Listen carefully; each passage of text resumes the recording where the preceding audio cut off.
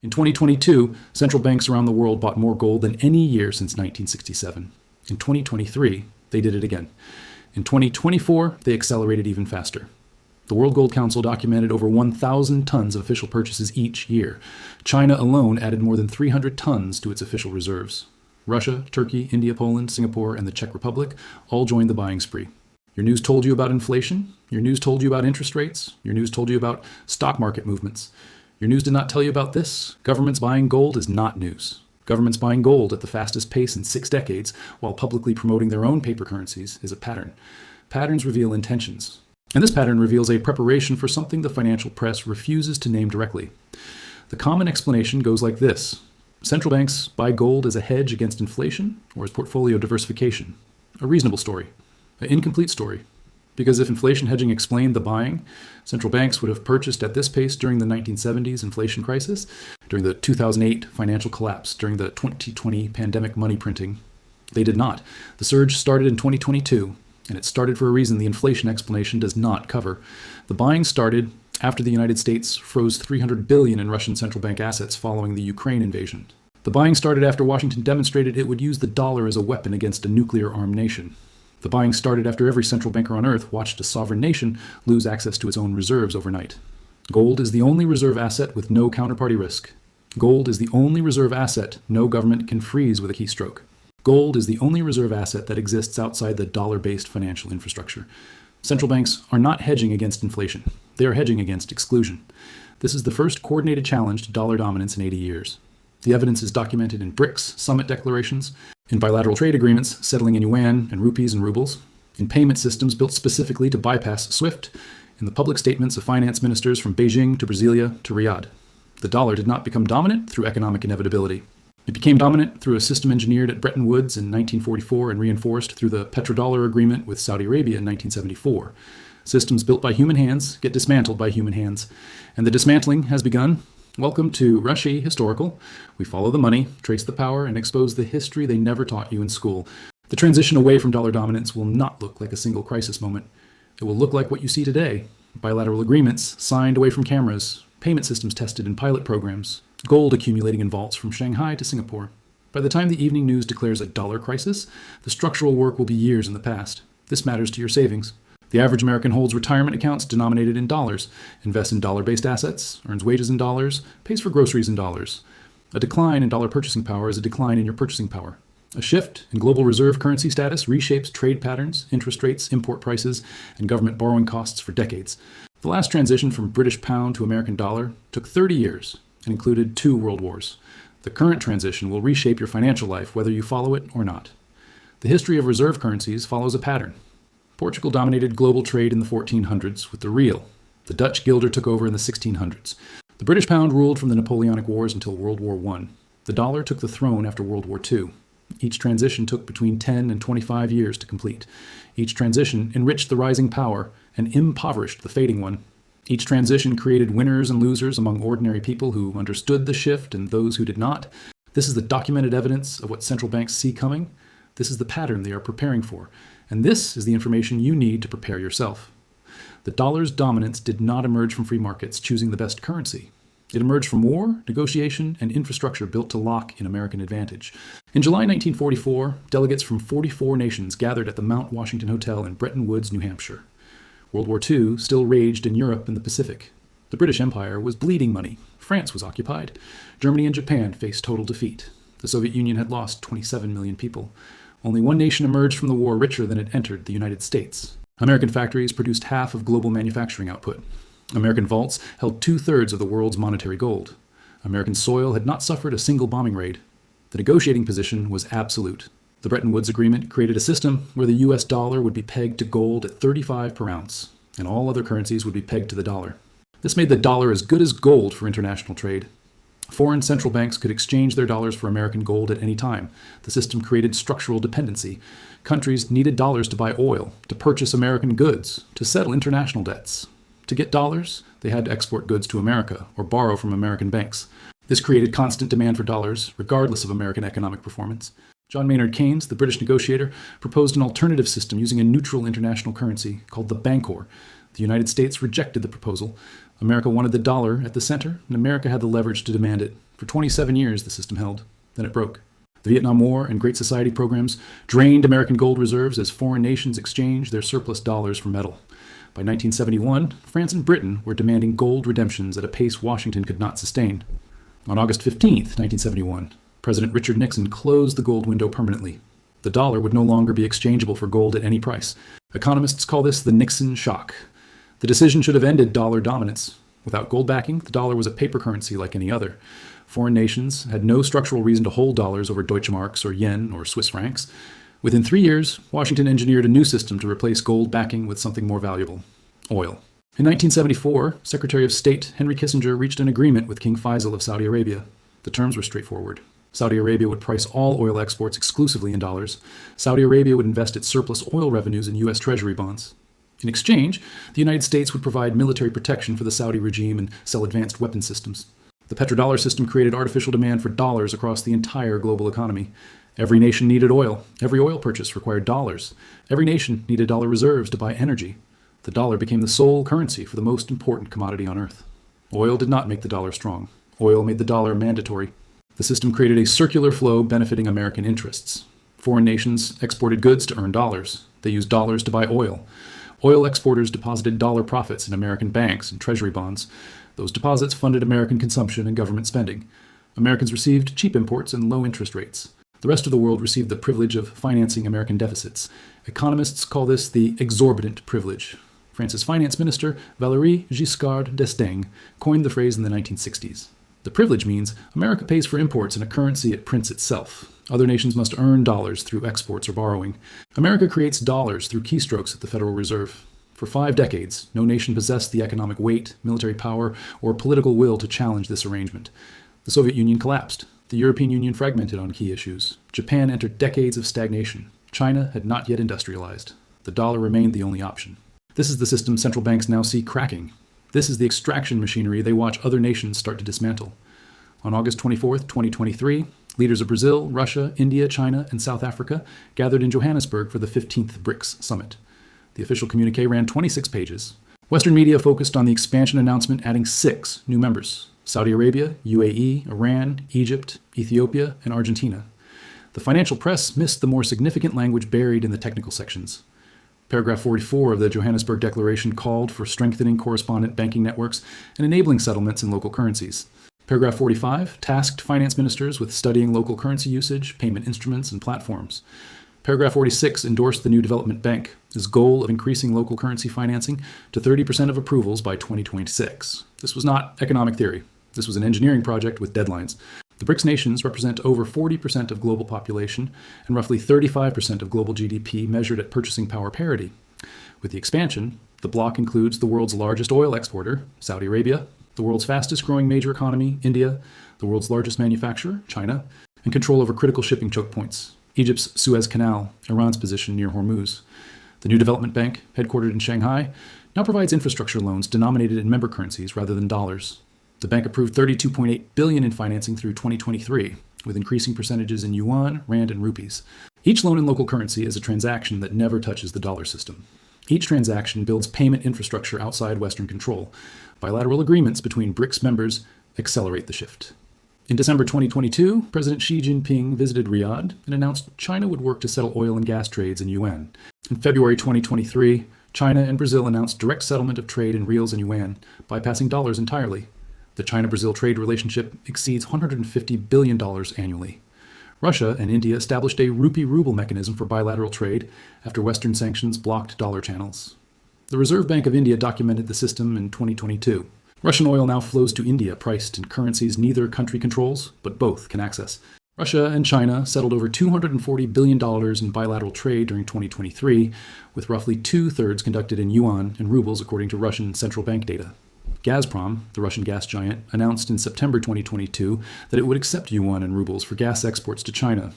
The Power of Siberia pipeline delivers 38 billion cubic meters of gas annually, all settled outside the dollar system. Iran and Russia integrated their banking systems through a January 2023 agreement connecting Iranian Shetab to Russian Mir payment networks. This allows financial flows between sanctioned economies without touching SWIFT or dollar clearinghouses. The pattern reveals a strategy. Each bilateral agreement builds a node in a network. Each node reduces dependence on dollar infrastructure. The network grows stronger with each connection. No single agreement threatens dollar dominance. The accumulation of agreements creates an alternative architecture. China's cross-border interbank payment system, CIPS, processed 6.6 trillion yuan in transactions during the first quarter of 2023 alone, a 36% increase from the previous year. CIPS connects 1,127 financial institutions across 109 countries. The system runs independently of SWIFT and clears transactions in yuan. Russia's System for Transfer of Financial Messages, SPFS, now connects over 500 organizations, including banks in Belarus, Kazakhstan, Kyrgyzstan, Armenia, and Tajikistan. When SWIFT banned major Russian banks in 2022, SPFS absorbed domestic messaging traffic within weeks. The Bank for International Settlements runs a pilot program called mBridge, connecting central banks of China, Hong Kong, Thailand, the UAE, and Saudi Arabia through a shared digital currency platform. Transactions settle in seconds using distributed ledger technology. The BIS is not a BRICS institution. It is the central bank of central banks, headquartered in Basel, Switzerland. Its participation in dollar alternative infrastructure signals mainstream acceptance of payment systems outside American control. Each of these systems represents a bottleneck bypass. The dollar's power flows through bottlenecks. SWIFT messaging, New York correspondent banking, treasury settlement. Control the bottlenecks and you control the flow. Build around the bottlenecks and the control evaporates. BRICS leaders scheduled the 2025 summit in Brazil. The agenda includes a common payment system proposal and expanded new development bank lending. The 2026 summit will follow in a location to be announced. Each summit pushes the engineering project forward. Each communique adds technical specifications. Each year, the alternative infrastructure grows. The US dollar functions as a reserve currency because foreign nations trust Washington not to block their access to their own money. That trust broke on February 26, 2022. Within 48 hours of Russian troops crossing into Ukraine, the United States, European Union, and allied nations announced the freezing of Russian central bank assets held in Western financial institutions. The total exceeded $300 billion. In a single weekend, a sovereign nation lost access to half of its foreign exchange reserves. The freeze was legal under American and European law. The freeze was also a turning point in global financial psychology. For decades, central banks accumulated dollar reserves believing those reserves were their property, accessible in crisis, immune from confiscation. The Russian freeze demonstrated otherwise. Dollar reserves were not property. They were IOUs, and IOUs depend on the debtor's willingness to honor them. The Russian freeze was not an isolated action. It was the peak of an escalating pattern. The U.S. Treasury Office of Foreign Assets Control, OFAC, administers sanctions programs. In 2000, OFAC maintained roughly 900 designation names on its sanctions list. By 2021, the list exceeded 9,000 names. Sanctions designations grew tenfold in 2 decades. The tool designed for pariah states became a standard instrument of foreign policy.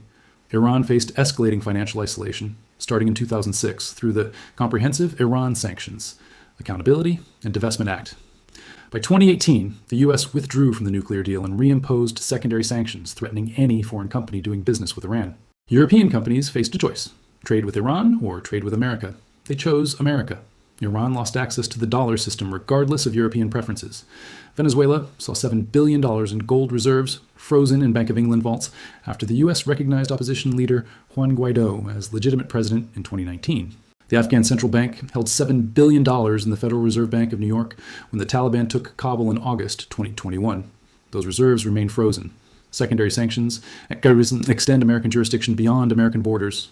Any foreign bank processing dollar transactions touches the American financial system. Any bank touching the American financial system subjects itself to American law. Any bank violating American sanctions faces exclusion from dollar clearing. BNP Paribas paid $8.9 billion in 2014 for sanctions violations. Standard Chartered paid $1.1 billion in 2019. Deutsche Bank paid $258 million in 2015. The fines enforce compliance with American policy preferences from institutions outside American territory. SWIFT, the Society for Worldwide Interbank Financial Telecommunication, routes messaging for international bank transfers. SWIFT is headquartered in Belgium and governed by a board with global representation. In theory, SWIFT is a neutral utility. In practice, SWIFT responds to American and European pressure. Iranian banks were disconnected from SWIFT in 2012 and 2018. Russian banks lost access in 2022. SWIFT disconnection makes international payments nearly impossible. Each sanctions action demonstrated American power. Each demonstration taught foreign nations a lesson. The lesson was not about compliance with American goals. The lesson was about vulnerability to American pressure. China learned the lesson by watching Iran. India learned by watching Russia. Saudi Arabia learned by watching Afghan reserves vanish. Every finance ministry on earth updated its risk models. The strategic response became clear: reduce exposure to the dollar system. Hold assets America does not control. Build payment infrastructure. America does not dominate. accumulate reserves in forms America does not issue. Gold satisfies all three criteria. Gold sits in your vault, not in the Federal Reserve Bank of New York. Gold transfers through physical delivery, not through SWIFT messages. Gold exists as metal, not as entries in an American database. The World Gold Council documented the central bank response. In 2022, central banks purchased 1,082 tons of gold, the highest annual total since 1967. In 2023, purchases reached 1,037 tons. In the first 3 quarters of 2024, the pace exceeded both previous years. China, Russia, Turkey, India, Poland, Singapore, and the Czech Republic led the buying. The purchases represent insurance against exclusion.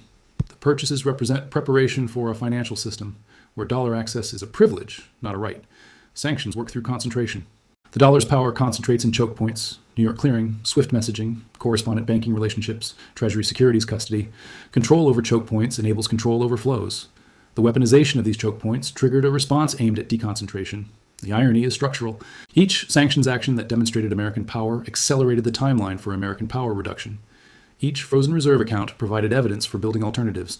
Each secondary sanctions threat pushed targeted nations toward coordination. Russia, Iran, and China share limited common interests on most issues.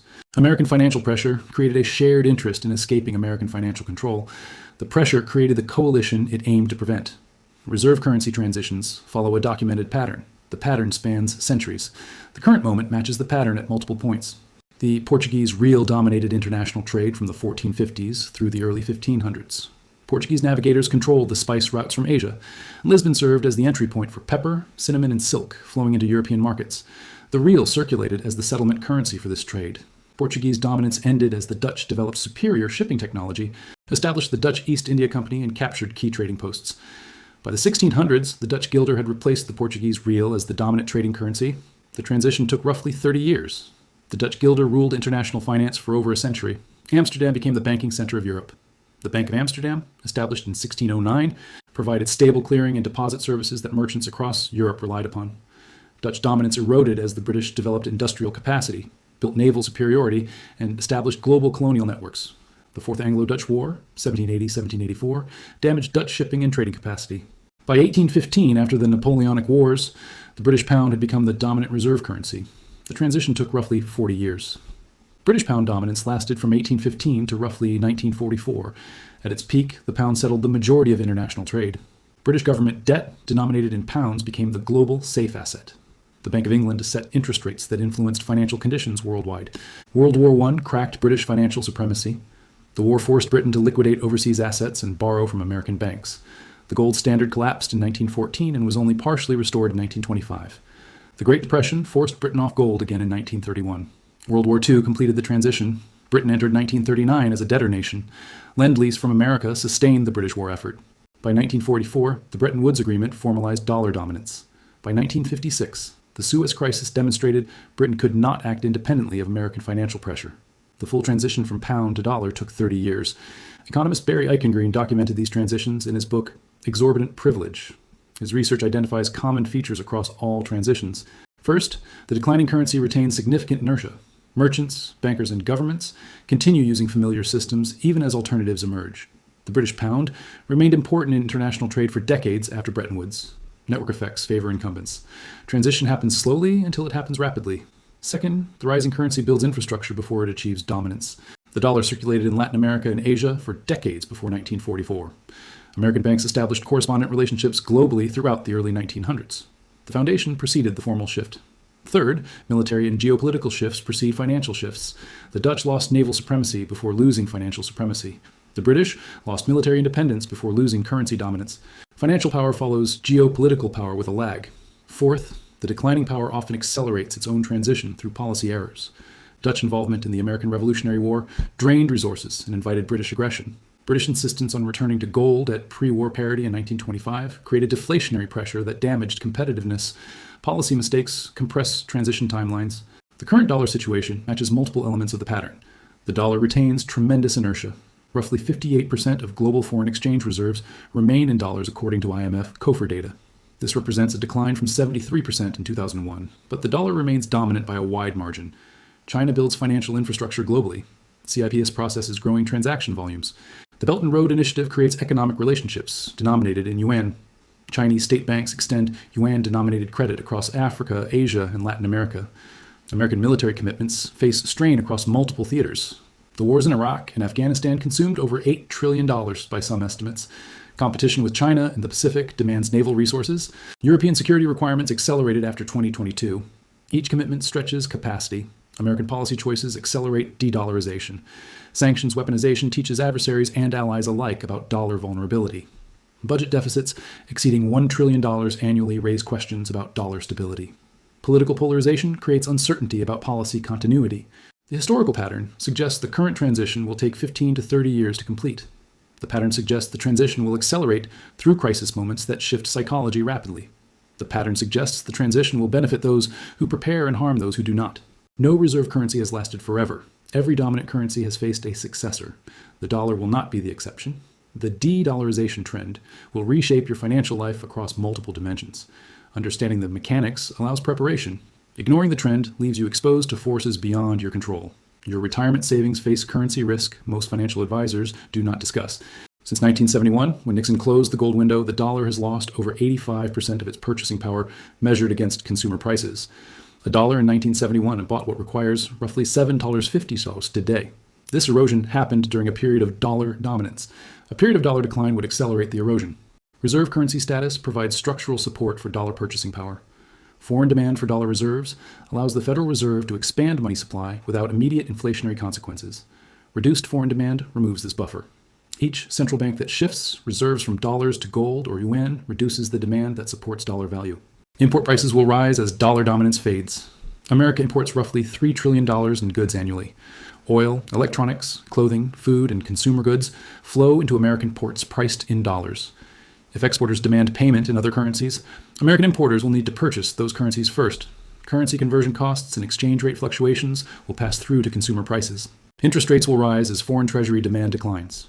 Foreign governments hold roughly $7.6 trillion in U.S. Treasury securities. China holds approximately $780 billion. Japan holds roughly $1.1 trillion. If these holders reduce purchases or begin selling, the Treasury must find domestic buyers or offer higher interest rates. Higher Treasury rates flow through to mortgage rates, auto loan rates, and corporate borrowing costs. Government spending faces constraints as borrowing costs rise. The federal government spent $659 billion on interest payments in fiscal year 2023. Each percentage point increase in average borrowing costs adds roughly $250 billion in annual interest expense. Higher interest costs require either spending cuts elsewhere, tax increases, or money printing that accelerates inflation. The scenarios above are not predictions of immediate crisis. They describe pressures that will build over years. The pressures will interact in ways economists cannot model precisely. The direction is clearer than the timeline. Preparation does not require panic. Preparation requires diversification beyond pure dollar exposure. Consider what central banks themselves are doing. They are adding gold. They are diversifying reserve currencies. They are building payment alternatives. Gold provides insurance against currency instability. The metal generates no yield and costs money to store. These are costs of insurance. The benefit is an asset outside any nation's control with a 5,000-year track record of holding value across civilizational collapses, currency destructions, and political upheavals. International diversification provides exposure to economies that will grow regardless of dollar status. Emerging market companies selling into Asian and African growth will generate revenues in rising currencies. Domestic focus alone concentrates risk in a single monetary system. Hard assets provide inflation protection. Real estate, commodities, and productive businesses generate real returns that adjust for currency devaluation. Paper assets denominated in a declining currency transfer wealth from holders to issuers. Skill development provides the most robust preparation. Valuable skills command compensation, regardless of which currency dominates. Medical knowledge, technical expertise, trade skills, and essential services retain value across monetary systems. The transition will create winners and losers. Those who understand the pattern and position accordingly will preserve and build wealth. Those who assume dollar permanence will watch purchasing power erode. Central banks are hoarding gold because their analysts read the same evidence you have now encountered. They see the BRICS coordination. They see the bilateral agreements. They see the sanctions weaponization. They see the historical pattern. They are preparing for something. The question is whether you will prepare alongside them. The reserve currency transition from British pound to American dollar created a generation of wealth in America and a generation of decline in Britain. Grandparents who lived through the transition remember the shift. The coming transition will shape your children's economic opportunities as profoundly. The official story will tell you the dollar remains supreme. The official story will point to the dollar's dominant share of reserves. The official story will dismiss BRICS coordination as theater. The official story is the first lie. The money trail is the first truth. You now know what central banks know. Gold purchases are preparation. Currency agreements are infrastructure. Summit declarations are strategy. The evidence is documented. The pattern is historical. The timeline is measured in years, not decades. The choice is yours. Watch and wait for official confirmation that comes too late. Or read the signals that central banks are broadcasting through their actions rather than their words. The vaults in Beijing, Moscow, Riyadh, and New Delhi are filling with gold. The payment systems connecting Shanghai to Sao Paulo are processing real transactions. The agreements removing dollars from bilateral trade are signed and operational. History has owners. For 80 years, the owners of the global financial system resided in Washington and New York. The ownership structure is changing. The ledgers are being rewritten. The gold is moving east. Central banks are preparing for something. Now you know what it is.